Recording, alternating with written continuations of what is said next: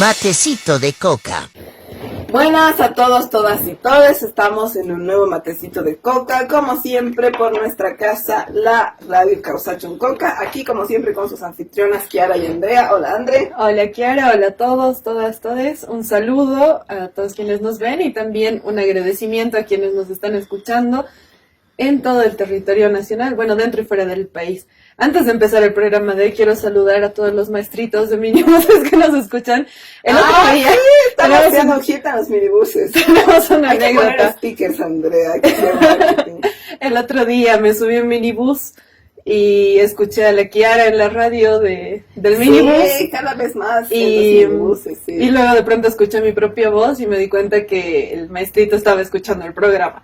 Muy Así bien, que un sí. saludo a todos quienes nos Todos están quienes escuchando en el escuchan. país. Sí, yo en mi barrio, mira, las caseras de mi barrio nos escuchan, los carpinteros de mi barrio, el zapatero también, todas las gentes por las que yo saludo, digamos, de mi barrio, me han dicho que han escuchado el programa, o sea que vamos matecito, saludo a todos ellos que nos escuchan, no solamente desde la ciudad de La Paz, ellos y ellas que nos escuchan, no solamente desde la ciudad de La Paz, sino desde todas las ciudades nos mandan saludos también. También de De otros fuera del lugares. país también, sí. Hemos tenido un comentario en redes sociales de una persona, no me acuerdo ahorita el nombre, lo siento, que se declaró el fan número 1 en Estados Unidos. Ah, Sí. Mira, saludos. Un saludo a la gente que nos ve desde Estados Unidos, mucha fuerza. Sí, de Canadá, de España también. En España hay una comunidad grande de bolivianos que se organizan y hacen Hay una comunidad muy grande sí. en España que está muy molesta también porque han sentido muy poco apoyo por parte de esta gestión gubernamental. Pero bueno, vamos a continuar con lo que estábamos hablando en el anterior programa. Hoy, el capítulo de hoy es la continuación de Renuncia a Luis Arce, parte 2. Sí, la parte 1 estamos primero haciendo la recapitulación de todas las medidas que ha tomado y que no ha tomado y que debería haber tomado y las traiciones, tratos de Luis Arce con la derecha, así más o menos cronológicamente desde el inicio de su gestión. Habíamos llegado hasta el momento de las elecciones subnacionales que fueron en 2021. En 2021, en marzo, si no estoy mal. ¿Ah, sí? Sí. Y, Fue a los pocos meses del inicio de la gestión. Ya, entonces fue en 2021. Fue en 2021 cuando fracasamos de manera monumental en las campañas que se hicieron, en contraste a lo que había sido la campaña para las nacionales. Las subnacionales hicimos como buena campaña Luis Arce para que Luis Arce ponga luego a gente inepta para hacer la otra campaña. Y la otra, sí, sabes que hay algunas anécdotas que podemos ir contando. Hay la gente que pusieron a cargo de la campaña de Franklin Flores era gente sumamente pelotuda, vamos a decirlo así, sin filtros. La persona que estaba a cargo de la campaña de Franklin Flores, ¿sabes quién era? Gobernador de La Paz. Gobernador de La Paz, por el MAS, que es además la persona que quería primero atacar al Malcu, porque el Malcu iba a ser rival en esas elecciones en las que yo pensaba votar por él, en realidad, y lo digo abiertamente, porque gracias a él hemos recuperado la democracia, gracias a él han habido elecciones el 2020, entonces era una traición para mí hacerle guerra sucia al Malcu y no a Camacho, como tú decías. Iba a ganar de cualquier manera, ¿no? Iba a ganar. O sea, también por él ha ganado su hijo, ¿no? No nos hagamos a los tontos. Exactamente. Si ahorita Santos Quispe está ahí durmiendo en la gobernación, es gracias a la lucha de su padre. Pero bueno, la persona que estaba a cargo de la campaña de Franklin Flores la puso a dedo David Choquehuanca. ¡Ay, qué sorpresa! ¿Y sabes quién es? ¿Quién es? Es este señor Freddy Bovarín. ¡Ah, qué sorpresa! Un pelotudo. Otro de los pelotudos. Bueno, es un pelotudo muy chistoso, es como un Choquehuanca Junior, diría yo. ¿No lo ves así? Yo lo veo muy así, claro que habla como que... Sí, habla muy parecido a David Choquehuanca. No, David Choquehuanca tiene más charla, la verdad. Exacto, o sea, eso David lo decía. Choquehuanca tiene más hasta misterio. O sea, el David Choquehuanca ahorita está hecho concha, porque ya no da más, pero en un primer momento y cuando era canciller, Era gracioso. tenía la capacidad por lo menos Era de... divertido, a mí me parecía divertido. Exacto, podía entretener, lo escuchabas. Es chistoso. Lo escuchas. Aunque hable pendejadas, que ahora es peligroso porque es vicepresidente, que tengas a un pendejo ahí. Era chistoso. O sea, para mí era chistoso. Claro, no es el gran líder. No, pero era chistoso, no era así como desagradable. Ahora ya, después Ahora es desagradable. de su show, en el show de golpe de estado que han hecho, cuando se ha puesto ahí a gritar en el balcón de la... No es show de golpe de estado, es show circo de militares. Circo de militares. O bueno, en general la gente le ha llamado intento de autogolpe. Todos sabemos a lo que nos referimos con esto. Sabemos de qué estamos hablando. Ahí ha sido ya medio feo, pero ahí eso era chistoso. El Bobarín, ¿sabes lo que pasa? Es soso. No es chistoso, no enoja. ¿Y sabes qué no tiene? provoca ninguna emoción. Eso es lo que pasa. Y precisamente porque no provoca ninguna emoción, no es recordable. Tú me lo pones enfrente ahorita, o me pones un grupo de personas entre las que está el Bobarín, y me dices, ¿cuál es el Bobarín? No tengo idea. Es que realmente la comunicación política... hay especialización en la sociología dentro de esto. Cuando tú hablas de cualquier líder político importante, ese líder político es amado o es odiado, pero provoca emociones. Porque si tú no provocas ninguna emoción, ni siquiera que seas un poco chistoso, nadie te va a recordar. Es lo que pasa con este señor Bobarín, que yo me acuerdo de él porque su apellido es como muy chistoso. Porque es muy... no es común. No lo he escuchado, al menos yo. Entonces es como, además es como bobo. Exacto, exacto. Había alguien en Facebook que publicaba cosas de él, decía Bobarín. Pero bueno, era Bobarín el que estaba a cargo de la campaña. Me acuerdo, otra vez, vamos a decir cosas, como hemos dicho la vez pasada, como para que el público que no está tan familiarizado con estas personas como lo estamos nosotras, entienda lo chiquito de la cabeza de estas personas que están gobernando el país, lamentablemente, en este momento. ¿Cuál era la idea que tenían en la campaña de Franklin Flores en La Paz? En ese momento ya había fallecido el Malcú, y lo que ellos decían era, hay que hacerle propaganda al Santos, pero desde dos líneas completamente opuestas. En la ciudad, en el municipio de La Paz, me acuerdo. Hay que decir... Me había chismeado, creo. Sí, es que era la cosa más estúpida. En el municipio de La Paz vamos a decir que es el zurdo más zurdo que hay, porque el municipio de La Paz es el más racista que tiene el departamento de La Paz, y va a rechazar eso. Entonces no van a querer votar por él. Mala idea de principio. Está bien que en la ciudad de La Paz no somos hiperizquierdistas comunistas, pero tampoco somos derechosos. Habla por nosotras. Vamos a votar por el negro. O sea, sí, pero no, o sea, derecha, de extrema derecha, de sonarte mal, que alguien sea de izquierda. Creo que no estamos tan mal. Quiero tener fe en la paternidad. Es que el municipio de La Paz es una cosa bien extraña. Pero ya, volvamos a esto. Esta era su idea.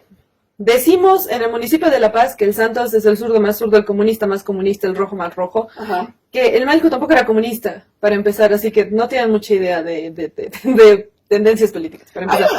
Hay una confusión siempre dentro de los pititas de closet, que son los funcionarios de Luis Arce, entre lo que es indigenismo, catarismo, comunismo. Porque cuando tú hablas de algo de los pueblos indígenas, para ellos eres indigenista.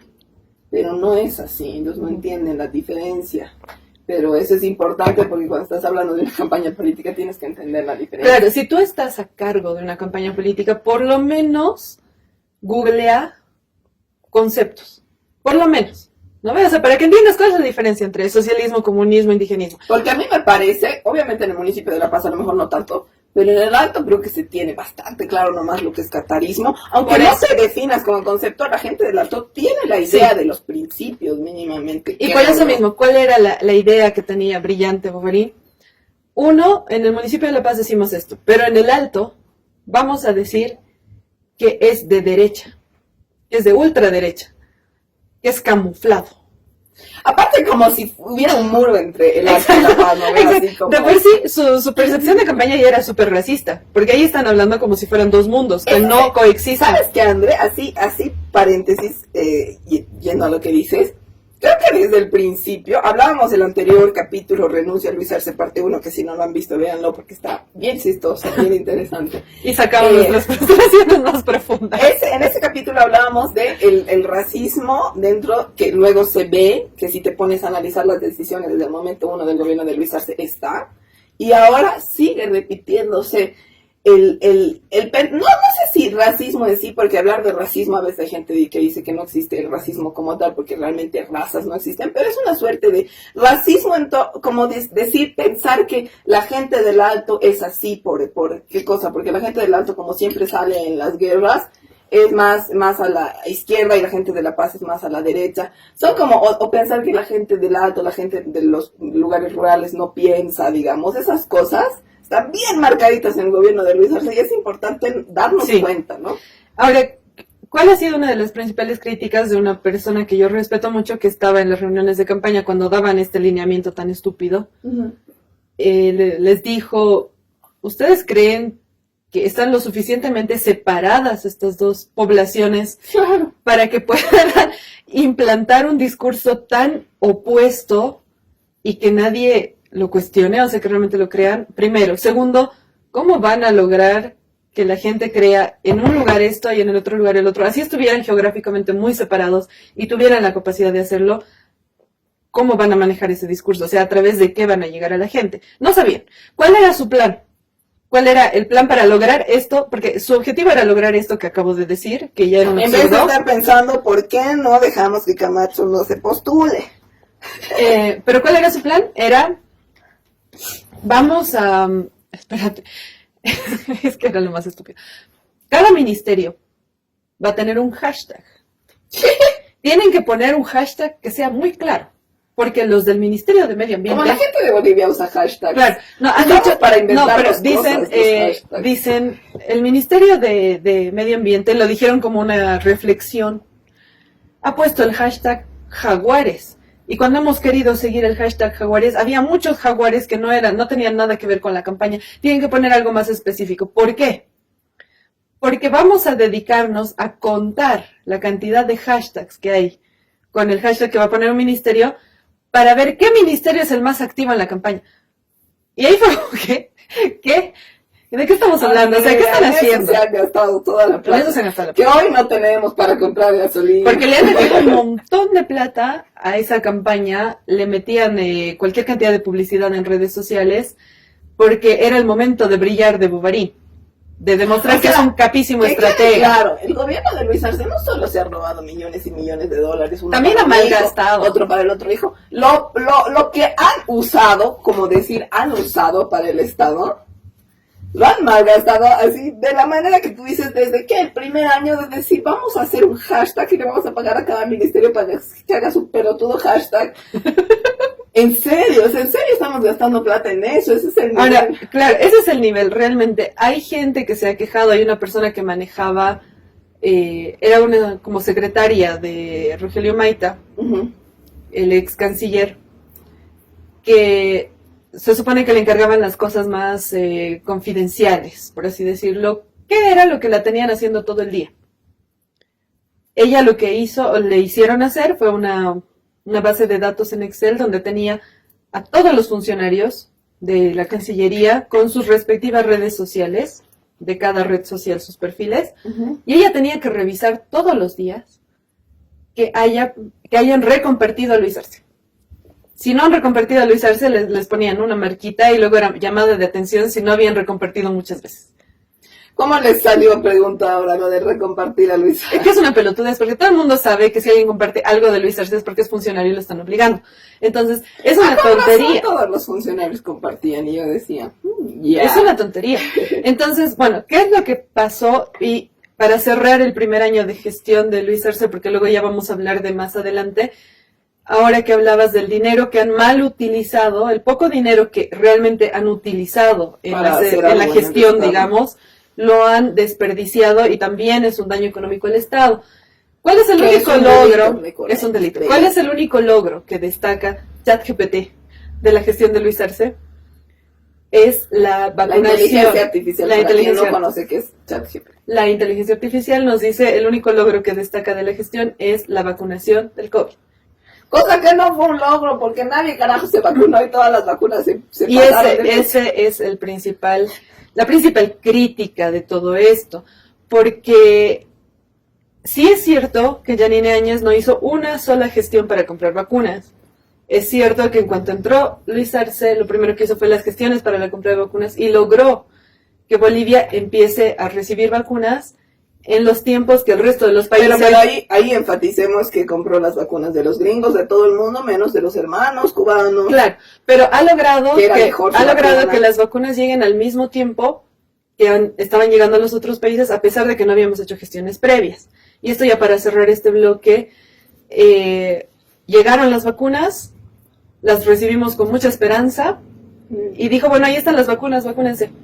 No hubo una campaña de comunicación, se le ha dicho de todas las formas, en todos los idiomas y todas las veces posibles a la viceministra de Comunicación, que estaba en sus manos hacer una campaña de comunicación eficiente junto con el Ministerio de Salud para que la gente se vacune. No lo hizo, entonces se vacunó la gente que se quería vacunar, y mucha gente que no se quería vacunar o que no entendía, porque la población no tiene la obligación de saber por qué es importante que se vacune, claro, pero el Estado tiene la obligación de explicarle a la gente por qué es importante que se vacune. No lo hizo, y es una cantidad impresionante que se tiene que auditar en la siguiente gestión de las vacunas que se han echado a perder, que se han vencido y que han tenido que tirar a la basura, porque se ha gastado mucha plata en esas vacunas y ni siquiera se han llegado a utilizar. Porque en esto, antes para ir cerrando, no nos olvidemos que ya como la gente no se vacunaba y había mucha gente que todavía estaba muriendo por COVID, una gran parte de la población decía, bueno, Luis Arce, haz que aunque sea para entrar a los bancos, entidades públicas, como en todos los países se ha hecho, sea obligatorio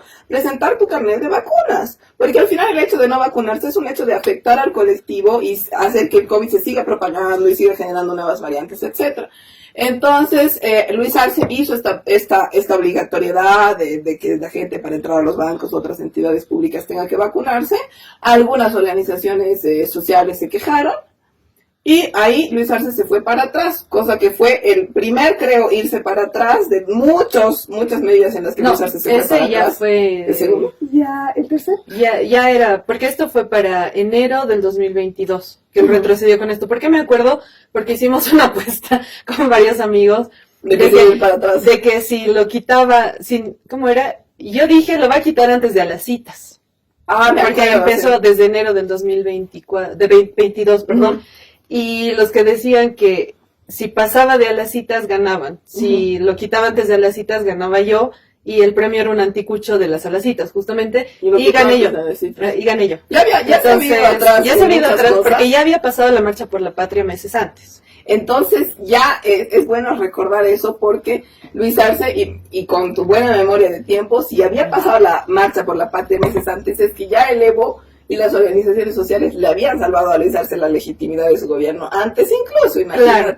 Yo pensé que no había sido así que nos vamos al corte y vamos a seguir hablando de por qué necesitamos que Luis Arce renuncie.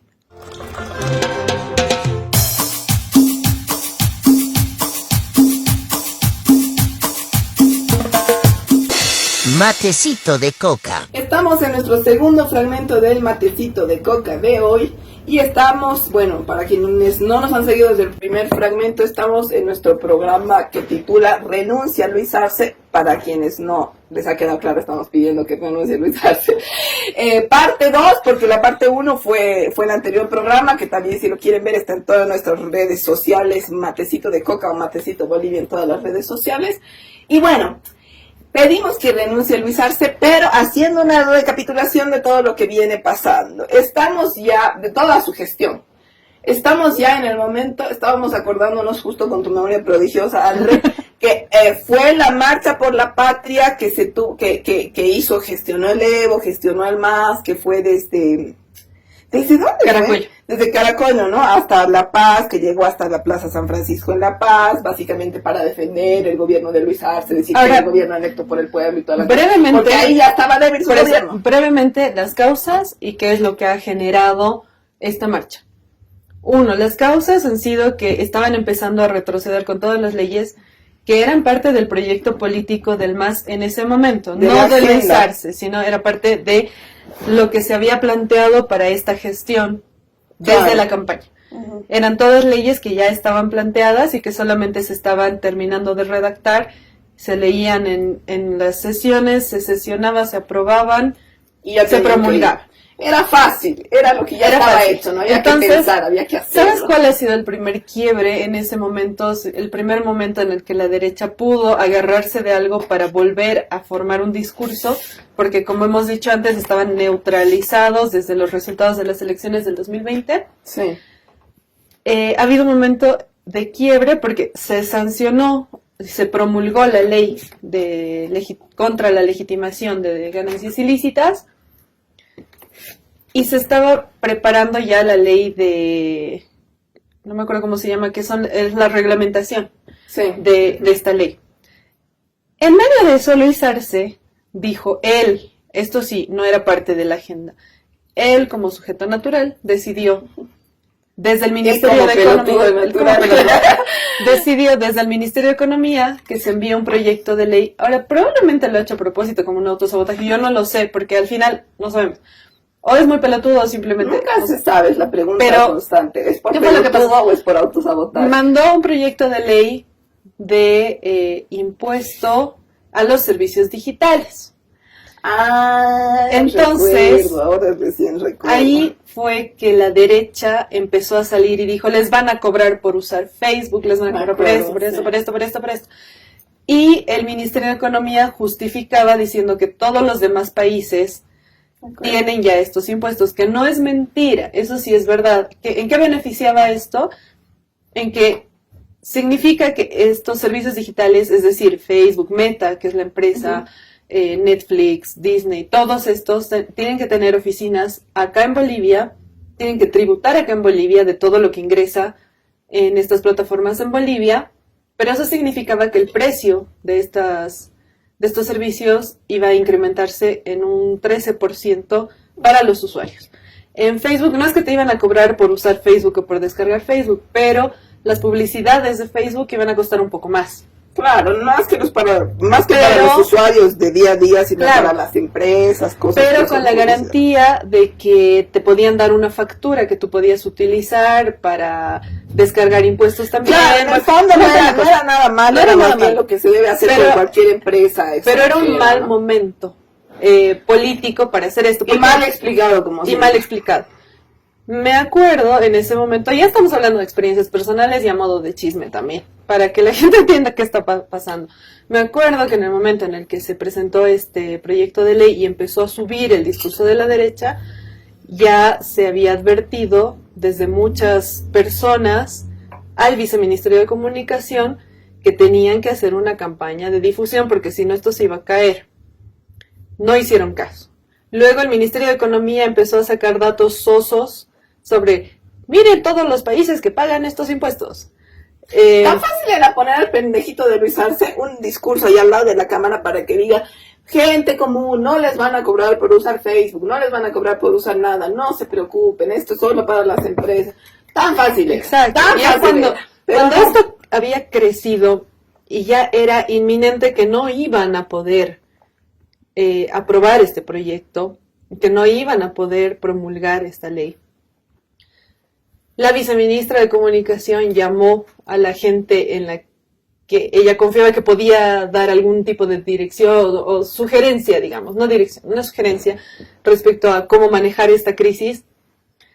Y yo estuve en esa reunión y nos dijo, así frente a frente, ¿qué hacemos para que esta ley no se caiga?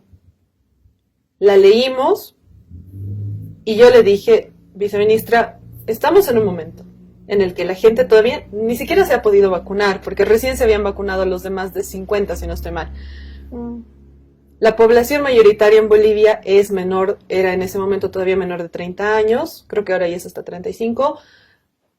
La gente, digamos que se puede movilizar económicamente, todavía no está vacunada, y nunca a ninguna población le cae bien un impuesto. Peor en un momento de crisis. Y ya nos han ganado en el discurso. Yo sugiero que lo frenen, que calmen las cosas y de aquí a un tiempo vean. Pero ahorita no. Entonces dijo, bueno, siguiente, ¿quién dice otra cosa, no? Entonces, nadie le dijo que podían darle curso a esa ley. Nadie de las personas ahí presentes. No hizo caso, siguieron. Siguieron adelante hasta que la derecha se levantó y además empoderaron a la derecha de la manera más estúpida. Que ya la habían empoderado antes, no metiendo a Camacho a la cárcel, no diciendo Claro, nada. o sea, ya habían Librando a o sea, Mafre de los ya juicios. les habían quitado el miedo y ahora les estaban dando argumentos para que ellos recuperen el discurso. Lograron hacer eso, se retrocedió con este proyecto de ley y ahí saltaron con lo de ganancias ilícitas. El viceministerio de Comunicación tampoco quiso informar de Eso qué se peor, trataba. eso nadie se enteró, ¿qué onda? Entonces no se pudo aprobar la ley de reglamentación, y no solo eso, sino que la derecha logró que anulen la ley de ganancias ilícitas que ya estaba. Era desesperante. Yo me acuerdo, André, ahora haciendo flashbacks de mi vida, que a mí me llamaron a varios canales a explicar eso, porque los periodistas mismos me decían, porque yo lo había explicado en Aviala, creo, me decían, es que nadie del gobierno puede explicar eso. Y yo he dicho, están llamando a una changa que entonces tenía 20 años, que ni ubica bien la ley, que le he leído nomás para explicar la ley. Ese nivel estábamos, con cuánta plata que se destina mes a mes al puto viceministerio de Comunicación para que haga su puto trabajo. Y que además no era un tema de, o sea, obviamente hay desconocimiento y hay ineptitud y mediocridad ahí, pero también es que no querían hacerlo, o sea, no había intención. Ese es el No fondo. había ¿Hasta intención. qué punto, yo creo, dentro de todo este análisis retrospectivo de qué ha hecho el gobierno de Luis Arce, nos preguntábamos hasta qué punto era autosabotaje o era que eran por pelotudos? Yo creo, viéndolo ahora, que la mayoría de esas cosas eran autosabotaje.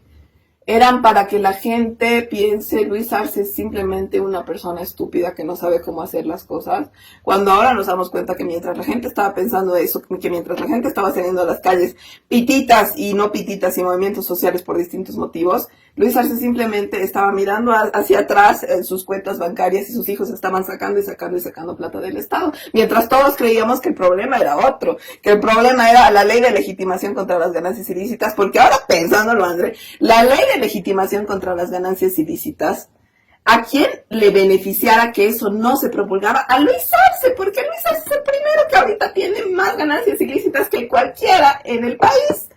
Entonces, pensándolo bien, en retrospectiva, Puede ser que él haya provocado. es que es natural, porque, o sea, qué casualidad que Luis Arce no toque a Branko Marinkovic, no toque a la oligarquía cruceña, que también es la otra que hace, que genera ganancias ilícitas que no le beneficia esta ley, le libre los juicios La a Manfred, iglesia, las iglesias en general, no solo la católica, ¿no? Las iglesias cristianas, y los le daban un evangélicos, montón de igual, dinero. hay que decirte de los evangélicos.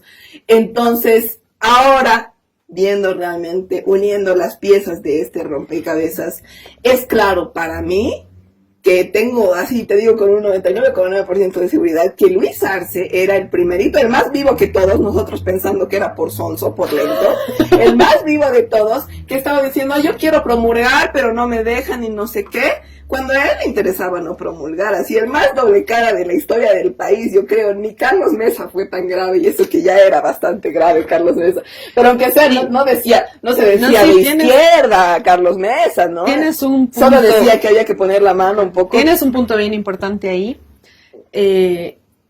Justamente ha sido a raíz de que han empezado a retroceder tanto con las leyes, que además esto es un sabotaje, no, tienes toda la razón en lo que dices, no es un sabotaje a Luis Arce como persona, era un sabotaje contra la gestión del movimiento al socialismo. Claro, en el fondo es eso. Entonces, Luis Porque Arce ese era lo ahí- que estaba en la gestión del MAS. Claro, Luis Arce ahí lo que ha hecho ha sido jugarle a favor a la derecha, porque le estaba jugando en contra de la gestión del movimiento al socialismo.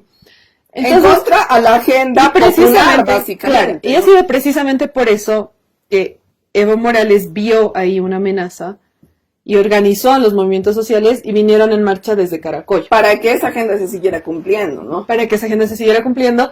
Y acá Luis Arce lo recibió en San Francisco, me acuerdo.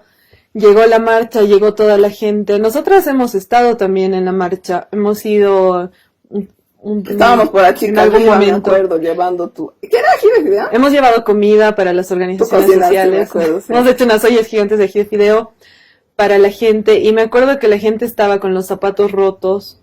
No sé si te Era acuerdas. una locura, me acuerdo. Hemos entrevistado a algunas personas y Esas entrevistas habría que sacarlas, che, para alguno de estos programas. y estábamos muy enojadas en ese momento. Yo me acuerdo la Giara todo el camino diciendo, o sea, todo el camino llevando la comida a la marcha, Me acuerdo. diciendo, tanta gente sufriendo y tanto sufrimiento solo porque Luis es un pelmazo. Se me quedó esa imagen. Entonces, bueno, sabia era la cara de ese entonces. Llegamos a la marcha, hablamos con la gente y la gente estaba convencida de que necesitábamos cuidar el gobierno. Sí, En ese momento hablaban de eso, de que había que cuidar el gobierno. Me acuerdo la gente con los zapatos rotos, gastados, no tenía plata para comprarse más. Ha sido también bien doloroso ver esta situación. Porque al final era gente que había vivido el gobierno del Áñez, la represión en el gobierno del Áñez, no sé si te acuerdas, había compañeros de Santa Cruz que habían venido y que se quejaban de que habían vivido mucha represión a sus sectores, porque no eran de la ciudad de Santa Cruz, sino de Montero y demás de afuera, que se quejaban, no sé si te acuerdas, de que habían vivido mucha represión durante el gobierno del Áñez y que incluso los niños que habían nacido en ese interín, el gobierno del Áñez no les dejó que les dieran carnets. No tenían carnet. No había claro, carnet, me acuerdo y que ahora con el gobierno de Luis Arce ellos habían pedido al CEGIP y aún así sí, no me acuerdo que les preguntamos sobre la vacunación y nos dijeron que no tenían acceso a las vacunas porque no tenían carnets.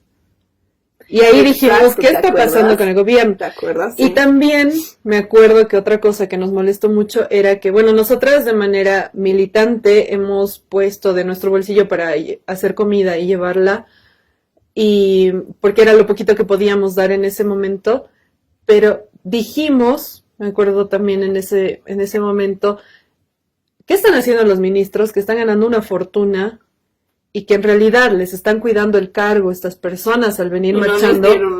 Ni siquiera fueron capaces de estar ahí un rato, marchar un rato con ellos. No, ni siquiera se aparecieron. Es más, había un quiebre, claramente. Es más, ¿no? En ese momento, esto es muy grave y es algo que yo me he callado, prefería no decirlo, pero en ese momento la viceministra de Comunicación se estaba haciendo una liposucción. Ese es el nivel. Ese es el nivel. Ese es el nivel. Eso es lo que estaba pasando. Como Eva Copa en el alto, no quiero decir, pero ya los salteños saben a lo que me refiero. Pero es que ese es el nivel. O sea, realmente no es solo que tenías ministros que estaban en otro pedo de la realidad, ni siquiera tenían así, incluso para propaganda, te digo, ir y ponerse con la marcha, ir y estar con la marcha, mostrar que es un gobierno de las mayorías, del pueblo. No, y ni siquiera mandar, ¿sabes qué? Voy a mandarles comida. Voy a mandarles abrigo, porque fueron días y días de la marcha. O sea, dormían en el piso las personas que estaban.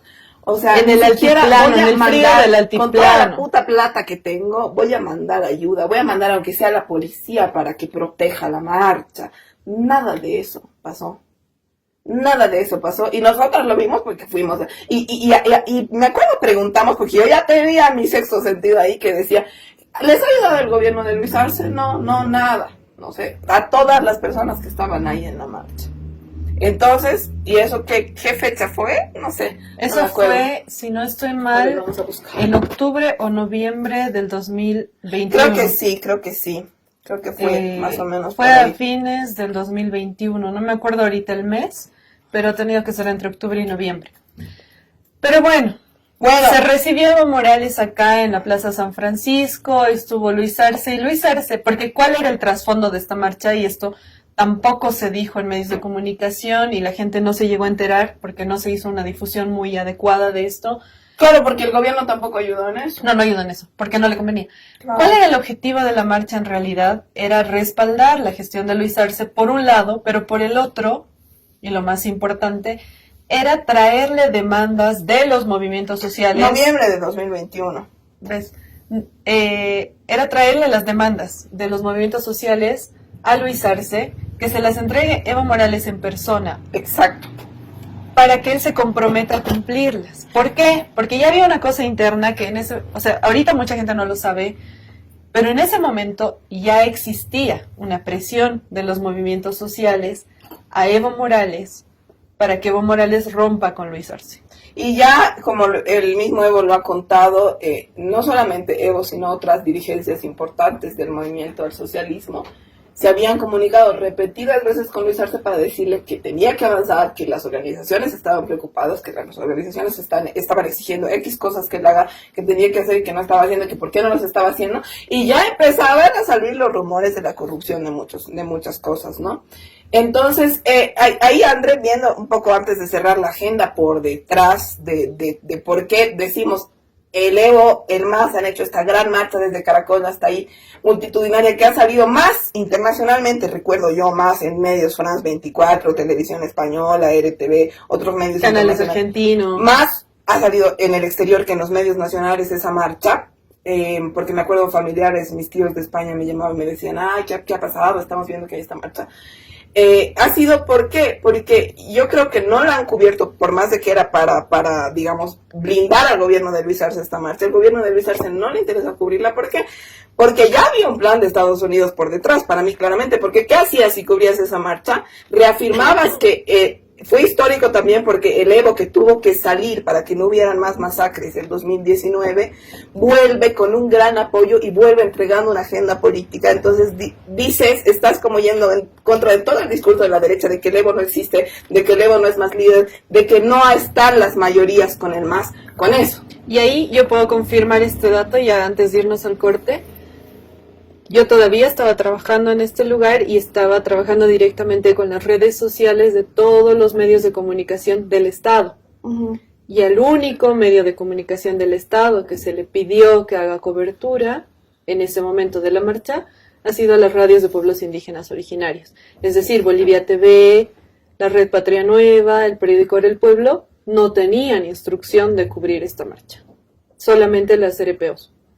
Y con eso nos vamos al corte, confirmando lo que acabas de decir, justamente. Ya había alianza del gobierno de Luis Arce con Estados Unidos, terminando el primer año de su gestión, ¿no? Nos vamos al corte y volvemos con más matecito de coca.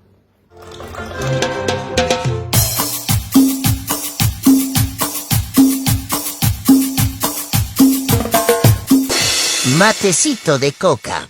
Estamos de vuelta en Matecito de Coca, es nuestro último fragmento del día de hoy.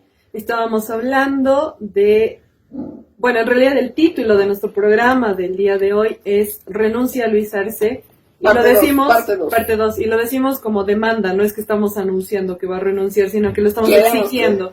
Pero es muy probable que lo haga también. Es muy probable que lo haga porque ha tenido la capacidad, o sea, vamos a reconocerle un logro, uno solo. A diferencia de todos los demás líderes que ha tenido el país, tanto de derecha como del campo nacional y popular, a diferencia incluso de Evo Morales, ha logrado unir a todo el país, pero incluyendo a la oligarquía, sí, ante una sola demanda. La verdad que sí. Que es que él se vaya. La verdad que sí, o sea, ni siquiera el GONI había logrado tanto, o sea, es impresionante. Yo nunca pensé que íbamos a presenciar un momento de la historia donde hubiera incluso mayor unidad que en el momento de la guerra del gas, porque según entiendo, yo en ese momento era bebé recién nacida, pero entiendo que en ese momento los que han luchado, los que se han organizado en torno a que no se vendan nuestros recursos naturales, han sido los sectores más populares, más de abajo, históricamente desfavorecidos, ¿no? Y creo que la clase media, lo que llamamos vulgarmente clase media, no estaba mucho en las luchas. Seguramente los intelectuales de izquierda estarían un poco viendo como toda la vida. Sí. No estaba en la lucha, pero yo en ese entonces era niña. Uh-huh. Y tengo muy vagos recuerdos, porque era chiquita.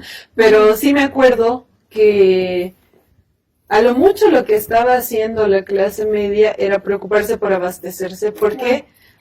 Dato curioso y dato no menor, ha habido un cerco a La Paz y por más de un mes no ingresó alimento. Y ha sido a raíz de esa presión que Gonzalo Sánchez de Lozada se ha tenido que ir. Curiosamente se ha anunciado un cerco a La Paz para los próximos días, que también tiene como demanda la renuncia del presidente del Estado. Se repite la historia, pero esta vez bien, como tú bien mencionas, está toda la población, o sea, con muy pocas excepciones, yo creo, con menos la oligarquía que ha sido favorecida por Luis Arce, Marinkovic y otros, en serio, ya organizados contra Luis Arce. Incluso ellos están organizados contra Luis Arce, porque Luis Arce, como hemos dicho en algunos momentos del programa en el pasado, no lo ven como un aliado, lo están usando. Claro. Lo están usando para que los favorezca, para que ellos, en el momento en que él la cague, puedan aparecer como héroes. Entonces también están en contra. Y puedan poner a alguien de ellos ahí, ¿no? Alguien más de ellos o sea, un Manfred Reyes Villa, un Branko Marinkovic, que ahora, bueno, lo hemos hablado en nuestro capítulo de quiénes quieren ser los presidentes de Bolivia. Quieren estar ya de nuevo en la cabeza, ¿no? Lamentablemente, Doria Medina no es el candidato de la derecha, una vez más. ¡Doria! Has decepcionado de nuevo. Doria es el verdadero amigo, date cuenta. Ya, deja de darles plata. Sí, Doria, tienes que dejar de financiar a la derecha, mejor financiar tus empresas, haz algo por ti mismo, seguí con tu Quédate un deja poco. la política. Quédate un poco, por favor, valórate. No te hagas utilizar de esta forma. Pero bueno, vamos a volver a lo que estábamos diciendo de Luis Arce, porque estábamos recapitulando más o menos todos los errores. Toda la gestión. No errores. No vamos a decir errores porque, como tú decías en el anterior bloque, esto probablemente obedece a un plan que él tenía para sabotear. Sí, ahora viendo muchas cosas. todo el curso de los hechos, como habíamos dicho desde el principio, o sea, si ahora analizamos lo que realmente ha venido haciendo Luis Arce, era claro que desde el principio estaba aliado con Estados Unidos, desde el principio había pensado llevarse toda la plata, él, sus hijos y sus ministros, era claro. Claro, en ese momento no era tan evidente, pero ahora, haciendo recapitulación, era muy evidente, pero nos habíamos quedado bueno, ya para este momento estamos en noviembre de 2021, habíamos tenido la marcha por la patria que la hace el Evo y el MAS para un poco salvarle, bueno, para exigirle, pero también salvar al mismo tiempo al gobierno de Luis Arce, diciendo que tienes que cumplir estas demandas del pueblo, pero nosotros te respaldamos, ¿no? Eso, la intención, ¿cuál era? Porque los movimientos sociales, muchas dirigencias, ya estaban molestas con la inacción de Luis Arce, porque ya era un año de gestión, noviembre del 2021 era un año de gestión, y no había un solo avance respecto a las demandas de justicia. Sí. Entonces, el único ha sido que habían apresado a Yanine Áñez, pero como habíamos dicho antes, no ha sido por acción del gobierno. Tuvo los juicios iniciados por Lidia Patti, ¿no? Yo siempre digo, Yanine Áñez no está presa gracias al gobierno de Luis Arce. De hecho, está presa a pesar del gobierno de Luis Arce. Que más bien en ese momento Iván Lima, el ministro de Justicia, que es el más, el abogado de la iglesia y ficha de la derecha, estaba jodiendo y jodiendo con que a Áñez se le tenía que hacer un juicio de privilegios, ¿no? Un juicio como si ella legalmente hubiera sido una presidenta legal del gobierno de Bolivia y como presidenta legal hacerle juicio por las masacres, otras cosas, pero como si ella fuera presidenta legal, cuando el primer delito y el más grave es justamente ser una presidenta de facto que se autoproclama, ¿no? Y justamente ese era, y también nos han mareado la perdiz mucho con eso, porque la militancia decía, no, ¿cómo se le va a hacer un juicio de privilegios? Muchas organizaciones sociales se han pronunciado respecto a eso, y el pelotudo ministro de Luis Arce, sin que Luis Arce, como siempre, dijera nada, porque siempre se lava las manos él de hablar, porque ni siquiera habla bien, no decía nada, y el ministro decía, no, pero es que hay que hacerle el famoso juicio de responsabilidades, porque ella no sé qué, no sé cuántitos. Mientras el gobierno de Luis Arce defendía a Yanine Áñez, y a pesar de eso, más bien se la logra meter presa por la presión que hace Lidia Patti y los otros que se han sumado a acompañar en esta denuncia y en este juicio, y la presión que hace su abogado, sus abogados en esto, se ha logrado que Yanine Áñez. Y esto es algo que hasta el día de hoy se atribuye a Eduardo del Castillo, cuando él no hizo nada más que tener a la policía para que ejecute un orden de aprehensión que ya había salido. Que no tenía manera de podía no hacerlo, otra de las ilegalidades de su gobierno hubiera sido, pero lo tenía que hacerlo, es cumplir la ley, digamos. Exacto. ¿No? Pero bueno, ¿cuál es el tema? Los movimientos sociales ya estaban molestos y estaban ya con la postura de que Evo Morales expulse a Luis Arce del MAS. Entonces, lo que hace Evo Morales en un intento de sostener al gobierno, porque sabe lo que significa que haya otra vez un quiebre constitucional, que el presidente renuncie, lamentablemente te genera una crisis, te genera un caos. Y en una crisis puede resultar un mejor resultado que el que tenías o un peor, pero más allá de eso, la crisis es el derramamiento de sangre. Exactamente. Porque entonces, sangre, ¿no? Por lo mismo ha sido que Evo Morales decidió hablar, negociar con las organizaciones sociales, dijo, bueno, vamos a hacer esta marcha. Y él dijo, yo garantizo que Luis Arce nos va a recibir, va a escuchar las demandas y le vamos a exigir con esta marcha que las cumpla, porque eran dos objetivos. Como tú misma dijiste, Uno era ponerle un freno a la derecha, decirle a la derecha, estamos aquí y vamos a salir si es necesario. Pero el segundo era también decirle a Luis Arce, estamos aquí. Y si no nos escuchas, te vas a la mierda. Y no sé si te acuerdas las consignas. Yo me acuerdo que llevé cuando la marcha llegó, estaba con mi cámara, ejerciendo mi profesión de sueño, que hasta ahora no puedo, que ser fotógrafa. Estaba fotografiando las pancartas, las consignas con las que venían las personas. Y muchos, y también hicimos entrevistas, ¿no? Contigo, André, y la mayoría de personas decían, venimos porque necesitamos respaldar al gobierno, porque necesitamos que se haga justicia.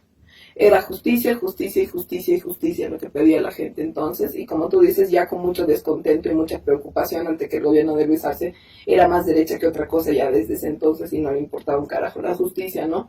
Entonces, es importante recordar eso que muchos olvidamos y muchos que no estuvieron no saben porque, como decimos, la prensa nacional no lo reflejó. Que la petición y la marcha había sido por eso. Me acuerdo que, como siempre, la prensa, una mancha en la historia de nuevo de la prensa nacional, se preocuparon que si Evo Morales estaba con lentes oscuros o no estaba. No sé si te acuerdas sí. de eso. Pero no se preocuparon de las peticiones reales y todavía el freno que, como habíamos comentado, no sé si en el anterior o en este programa, de la justicia, incluso democracia y un poco mecanismos para los pueblos, porque caciques de varios pueblos indígenas en Santa Cruz, justamente que entrevistamos en la marcha, nos decían que no se habían podido vacunar justamente porque el CEGIP no les dejaba hacer sus carnets de identidad, que eso había comenzado en el gobierno de Áñez, pero lo mantuvo el gobierno de Luis Arce. No sé en qué habrá quedado esa situación, nosotros lo denunciamos, de que no les dejaban a los pueblos indígenas que estaban en el área rural de Santa Cruz tramitar sus carnets de identidad, ¿no? Claro. Entonces, ni renovar ni hacer para las nuevas generaciones. Y con eso concluyó el primer año de mandato de Luis Arce. Y mira, ya llevamos 2 programas hablando de esto. Solo del primer año. Y solo estamos hablando del primer año. Después de esto, ya el 2022 que vino, para mí, como que ya la definición directa de hacia dónde iba este gobierno, y también empezaron los quiebres internamente, por lo menos de la militancia del área urbana, porque la militancia del área urbana fue la que más ha sufrido ese quiebre. Los movimientos sociales no, porque tienen claro hacia dónde van, pero en el área urbana ya se empezó a dividir entre los que querían conservar el trabajo, los funcionarios funcionales, uh-huh, y los que no estábamos de acuerdo con lo que estaba pasando y ya no sentíamos ganas de respaldar un gobierno que no estaba cumpliendo con la agenda que se había planteado el 2020 en las elecciones. Entonces, después de esto, aquí ya la cancha entonces era una militancia en la ciudad dividida, dudando mucho, quejándose mucho, unas organizaciones sociales ya en muchos puntos planteando ya que cortar con Luis Arce, porque claramente no era de más ya para ellos, que normalmente son más sabios que las personas de la ciudad, y también para ellos que vieron que no había ningún apoyo en la Marcha por la Patria, ¿no? Y teníamos una cancha en la que ya se le había dado un respaldo a Luis Arce, un poco de decir, bueno, las organizaciones sociales lo van a mantener en tanto y en cuanto cumpla con lo que lo que el pueblo está exigiendo, pero al mismo tiempo teníamos una derecha, como habíamos analizado en Renuncia a Luis Arce parte 1, una derecha ya empoderada de nuevo, que se empoderó muy fácil después del golpe de Estado, que estaba de capa caída pensando que le iban a meter a la cárcel. Se da cuenta que no solamente no la van a meter a la cárcel, sino la van a meter de funcionaria al gobierno, sino le van a seguir pagando desde el Estado. La van a dejar postular. La van a dejar postularse impunemente, no le van a hacer ninguna campaña en contra, y es más, la van a defender, ¿no? Como por el ministro de Justicia que se tenía, y porque Luis Arce desde el momento 1 no dio ninguna declaración política en ese primer año, más que decir que es académico, hablar de la meritocracia y justamente no referirse, o sea, él era muy light, que es algo que yo me acuerdo mucho. Nunca hablaba, nunca tenía un discurso de que ha habido un golpe, hay que hacer justicia. No, sí no hablaba de justicia, eso claro. Lo omitía. Usaba el golpe para decir la economía está mal porque decía el golpe de Estado, siempre repetía Yanine Áñez se robó la plata, el golpe de Estado, Yanine Áñez, el golpe de Estado, pero tampoco hacía nada en contra de la gente que había robado la plata. Ha habido un descontento además porque alguna vez se refirió a las víctimas y hicieron estas reuniones al pedo para aparentar un poco con las asociaciones de víctimas de Sencata, Sacaba, etcétera. Pero al final ya dejó de hacerlo porque hubo mucha crítica desde las mismas asociaciones de víctimas, desde toda la militancia, de decir, no vengas a usar el nombre de las víctimas de que ha habido sangre derramada cuando no estás ni siquiera haciendo un juicio para ocuparte de los culpables de eso. Y por eso también lo dejó mucho de decir, porque tampoco lo podía seguir diciendo mucho tiempo porque pasaban meses y meses y no hacía nada y la gente ya era como de cojudo, si no te vas a ocupar de las víctimas, no hables de las víctimas, digamos, ¿no? Exacto. Pero ahí estaba la cancha. Luis Arce un poco más fortalecido luego de sus primeras cagadas de irse para atrás. La derecha más fortalecida, intocable. Es más poderosa que Luis Arce en el discurso en muchas cosas. Camacho primero, digamos.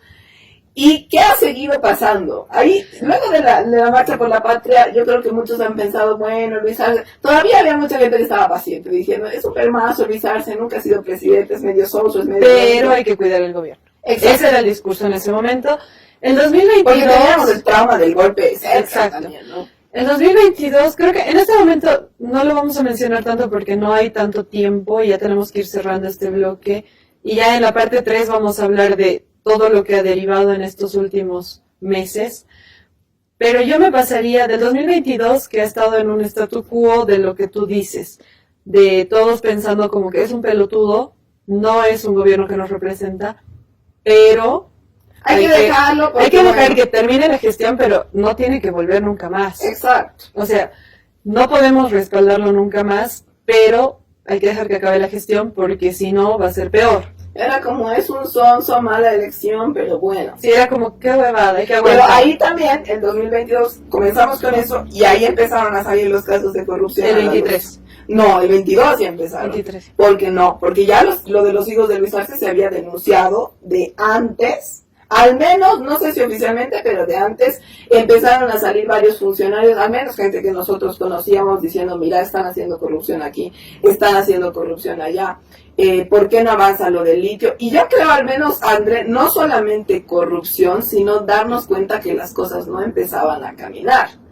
Porque yo me acuerdo que mucho decía, medidas del gobierno de Evo que yo vivía era, por ejemplo, esto de los juegos plurinacionales en el colegio. Porque yo hasta el 2019 me gradué, estaba en el colegio. Entonces yo decía, ¿por qué no vuelven los juegos plurinacionales? Por ejemplo, ¿por qué no están volviendo esas medidas? Claro, se estaban empezando a hacer parar las cosas. La primera denuncia ha sido corrupción en YPFB. Cuando Carlos Romero y Teresa Morales desnudaron este caso es la corrupción en yacimientos petrolíferos bolivianos, donde pidieron a los parlamentarios que comiencen con las investigaciones. Esto fue el 2 de marzo del 2023. Claro. Pero el 2022 lo dejaremos, o sea, yo dejaría el 2022 porque sí hay una serie de cosas que no estamos diciendo, pero no nos da el tiempo. Pero el 2022 ha sido un momento como que ya de empezar a despertar, darnos cuenta que esto no iba a seguir caminando, que ya había muchos problemas. No sé si al final, a finales de 2022, o sea, ya viendo las negociaciones internas que en ese momento no salieron al público, ya esta denuncia ya seriamente con la investigación de Teresa Morales y Carlos Romero, como tú dices, sale a principios del 2023, pero el 2022 ya se había dicho, incluso recordando lo que hablábamos en el otro programa, ya los hijos de Luis Arce amenazaban a la gente estando en sus fiestas, y ya se rumoraba que el hijo de Luis Arce estaba en YPFB, pero por su casa, claro. Entonces ya empezaba, y ya el Evo Morales, como lo contó el Evo, le había dicho a Luis Arce, oye Luis, me están contando que están pasando cosas raras en YPFB, no sé qué, y ya Luis Arce se había hecho al loco, no había hecho nada, y ahí ya internamente, al menos en el MAS, aunque no salió todavía a la prensa, ya estaban estos debates de qué hacemos, hay corrupción, rompemos, o le seguimos exigiendo que investigue, y ya, como te digo, a finales del 2023, se le exigía a Luis Arce que investigue, que haga algo internamente en el MAS. Por eso luego se tiene que salir a la prensa porque se ve que no hace nada, ¿no? Entonces, bueno, vamos a cerrar el programa del día de hoy. Vamos a tener que hacer una última parte de esto. Muchas cosas. Renuncia de Luis Arce. Vamos a cerrarlo con cómo terminó el 2022, el segundo año de gestión de Luis Arce, donde ya la militancia, las dirigencias, los movimientos sociales se cansaron de esperar que Luis Arce haga algo respecto, no solo respecto a cumplir con las promesas de campaña y con el plan de gobierno que se tenía establecido antes de asumir la presidencia, pero sino también, como tú dices, ya se empezó a destapar la corrupción. Se empezó a destapar la corrupción. Nos despedimos por hoy, nos vemos mañana con otro matecito de coca.